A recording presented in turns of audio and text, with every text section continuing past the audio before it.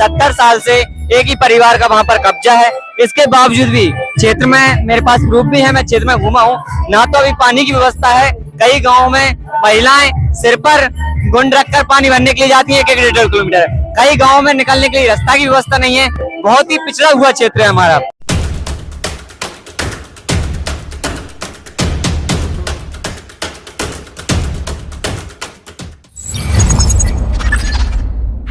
नमस्कार दोस्तों, स्वागत है आपका एक और नई वीडियो में। अभी हम मौजूद है बहन कुमारी मायावती जी की मुकाबली अशोकनगर में जो जनसभा हुई थी, विशाल जनसभा को संबोधित करके बहन कुमारी मायावती जी जा चुकी है। और अभी हमारे यहाँ पर मौजूद है बसपा के दो प्रत्याशी जो कि राधौगढ़ गढ़ है कांग्रेस का दिग्विजय सिंह का, और अभी उनके बेटे यहाँ से सिटिंग एमएलए है। तो क्या कुछ कह रहे हैं, किस प्रकार की तैयारी है आपके विधानसभा में चुनाव लड़ने की? तैयारियां जोर पे हैं और कहीं ना कहीं जनता परिवर्तन का मूड बना चुकी है, क्योंकि आप अगर हमारी विधानसभा में आकर देखोगे 70 साल से एक ही परिवार का वहां पर कब्जा है। इसके बावजूद भी क्षेत्र में मेरे पास प्रूफ भी है, मैं क्षेत्र में घूमा हूँ, ना तो अभी पानी की व्यवस्था है। कई गाँव में महिलाएं सिर पर गुंड रखकर पानी भरने के लिए जाती है 1-1 डेढ़ किलोमीटर। कई गाँव में निकलने के लिए रास्ता की व्यवस्था नहीं है। बहुत ही पिछड़ा हुआ क्षेत्र है हमारा। और इस बार जनता मूड बना चुकी है। सर्व समाज के द्वारा एक ही बहुमत है, एक ही आवाज है। धर्मेंद्र यादव इस बार बीएसपी से उम्मीदवार हूं मैं, और सभी का बहुमत मिल रहा है मुझे। धर्मेंद्र यादव जी बसपा ने ओबीसी प्रत्याशी दिए। दिग्विजय सिंह कहते हैं हम तो समानता की बात करते हैं, दलितों को, ओबीसी को, सभी का हम सम्मान करते हैं। फिर आप उन पर कैसे आरोप लगा रहे हो कि एक ही परिवार 70 साल से टिकट? आप एक बात बताइए, हमने ओबीसी महासभा के माध्यम से दोनों पार्टियों से मांग की थी कि अभी तक वहाँ पे एक भी प्रत्याशी ओबीसी का देश आजाद हुआ जब से अभी तक नहीं हुआ है। तो हमारी मांग थी कि एक प्रत्याशी ओबीसी का इस बार कोई भी पार्टी उतारे, लेकिन इसके बावजूद भी ओबीसी का एक भी प्रत्याशी गुना में तो आरक्षित है। आप देखोगे गुना जिले के अंदर चाचौड़ा से कांग्रेस का प्रत्याशी सुवर्ण ओबीसी नहीं है, यहाँ से आपका बमोरी से सुवर्ण है, राधौगढ़ से सुवर्ण है। आपको कि आप जो कद्दावर आपके सामने नेता है, राजा है वहाँ के, आप उनसे फाइट कर पाओगे? क्योंकि बाबा साहब भीमराव अम्बेडकर जी ने संविधान में एक बात लिखी है कि अब राजा पेट से पैदा नहीं हुआ, अब राजा मत से चुना जाता है। और इस देश में अब कोई राजा महाराजा नहीं है। पहली बात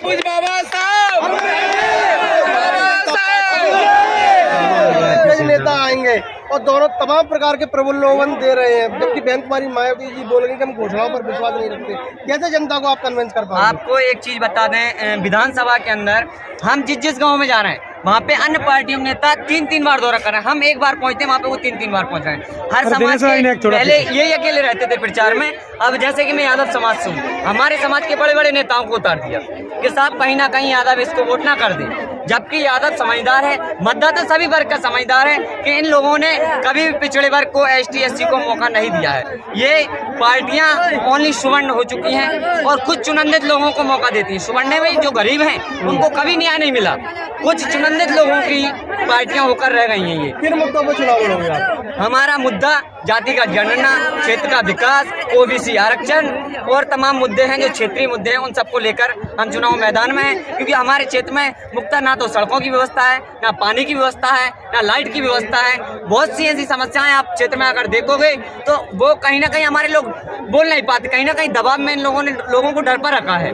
और वो लोग आपकी बार बोल रहे हैं कि हम झंडा किसी का उठाएं, नारा किसी का लगाएं, लेकिन वोट की चोट होती है और चोट बहुजन समाज पर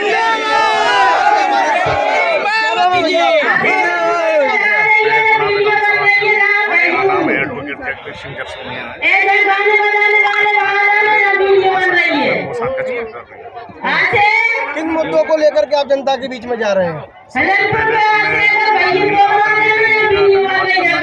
आज मुझे आदरणीय बहन जी का आशीर्वाद प्राप्त हुआ, मेरा जीवन धन्य हो गया उनके आशीर्वाद प्राप्त करके। और मेरे मुद्दे ये हैं कि कांग्रेस की वजह से आज तक सभी लोगों से हमारी हाथ जोड़कर विनती है, सभी लोग भोजन प्राप्त करके जाएं, परेशान है। मैं ग्रामीण सभी लोगों से हमारी विनती है, सभी लोग भोजन प्राप्त करके जाएं। पक्की रोडें नहीं है, कच्चे मकान है। 50 साल तक कांग्रेस ने राज किया, उन्होंने भी कोई विकास नहीं किया। 15-20 साल से बीजेपी शासन कर रही है, उन्होंने भी कोई विकास। कांग्रेस के शासनकाल में जयपुर के 2 बालक हैं जिनका नाम है शामिल आजम शासनकाल और अभिषेक। ओबीसी जनरल भी एक परेशान 8 साल का है भाजपा और एक 10 साल का है। वो झाबी हो 1500 रुपए तो मंची की करने वाले की कृपा करें। 3000 रुपए देने की बात करी, कैसे मुकाबला करे हुआ आप इन सबका? कांग्रेस और बीजेपी जो भी 15 से जयपुर के 2 बच्चे जिनकी उम्र 8 और 10 है वो जिनका जनता नाम का है पैसा है, अभिषेक जनता का और पैसा डाली जनता में बांट कर कोई ऐसा नहीं कर रही हो। मंची के करने वाले की कृपा करें, उनके पालक उनको ढूंढ रहे हैं। जनता का पैसा जनता में बांट के कोई ऐसा नहीं कि अगर देना है तो अपनी निजी संपत्ति में से दें, तब हम माने कि उन्होंने गुना की गिला दीजिए हमारे साथ में, क्या कहना चाहोगे सर? कितनी विधानसभा में आप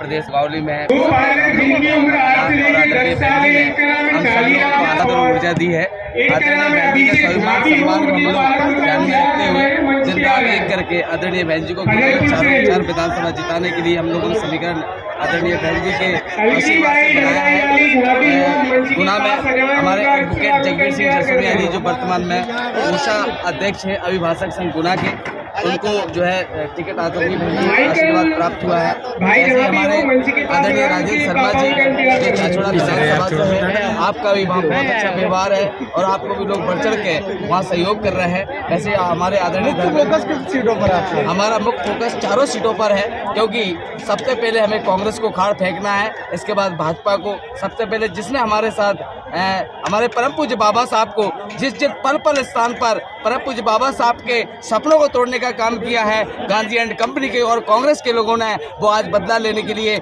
उन सब परम पूज्य बाबा साहब के ये नाती खड़े हैं। बाबा साहब की जो संतान हैं, परम पूज्य बाबा साहब का जो अपमान था वो आज बहुजन समाज पार्टी 2023 में कांग्रेस को हराकर भाजपा को हराकर लेगी। इन्हीं सब बातों के साथ बहुजन समाज पार्टी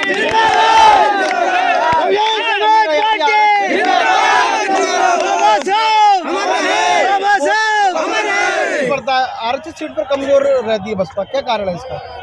देखिए, बसपा कमजोर नहीं रहती है।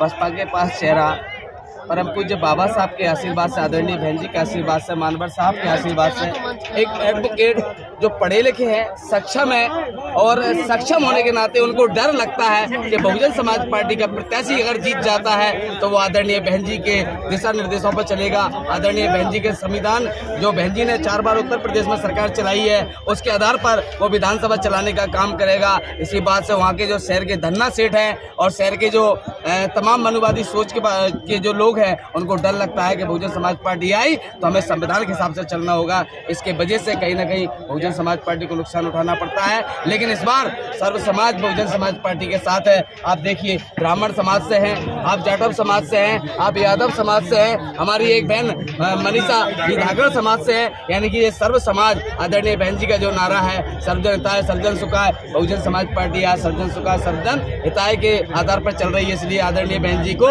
इस बार 4 की 4 सीट हम जिता कर देंगे। इन्हीं सब बातों की ध्यान बहुजन समाज पार्टी